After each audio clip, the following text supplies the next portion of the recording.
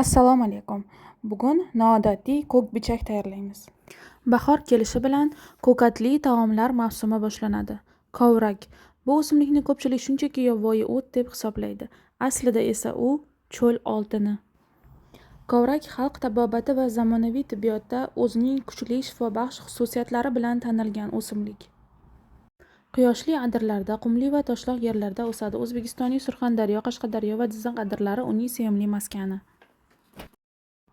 Kovrakni oqar suvda yaxshilab qumlari ketguncha yuvib olamiz va qaynagan suvga solib 5 daqiqa qaynatib olamiz. Uning ildizidan olinadigan shirasi dunyo bozorida yuqori baholanadi. Qaynab chiqqandan so'ng to'liq sovitib, suvlarini ketkizib, siqib olamiz va mayda qilib to'g'rab olamiz.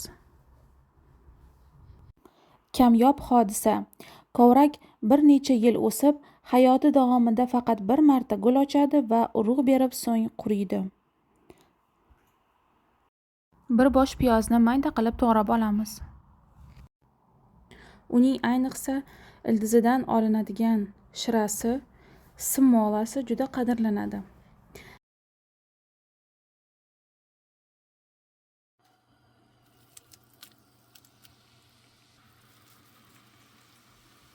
Kovrakni qozonda qovuramiz.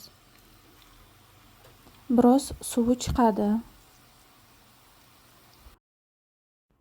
Hozir aynan ko'katli taomlar mavsumi bo'lganligi uchun men ham kovrakni eng barra paytida buyurtma qildirib olib keltirdim va mana shu retseptni tayyorladim. Kovrak asosan oshqozon, ichak muammolarini davolashda tabiiy dori hisoblanadi.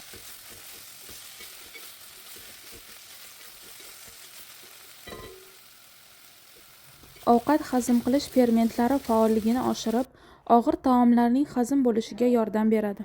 Gijjalarga qarshi ichaklardagi parazitlarni haydash xususiyatiga ega. Nafas yo'llari kasalliklarida kuchli antibakterial va balg'am ko'chiruvchi ta'sirga ega. Hidi o'ziga xos. Yangi kesilgan kovrakdan juda o'tkir, sarimsoq va piyozni eslatuvchi hid keladi. Lekin pishirilganda bu hid ajoyib va ishtaha ochar ziravorga aylanadi. Hindistonda uni hing nomi bilan mashhur. Deyarli barcha taomlarga solinadi. Bizda esa bahoriy kovrakli somsa immunitetni ko'taruvchi taom hisoblanadi. Bronxit, ko'kyo'tal va astma kabi kasalliklarda foydalaniladi. O'pkani balg'amdan tozalashga yordam beradi.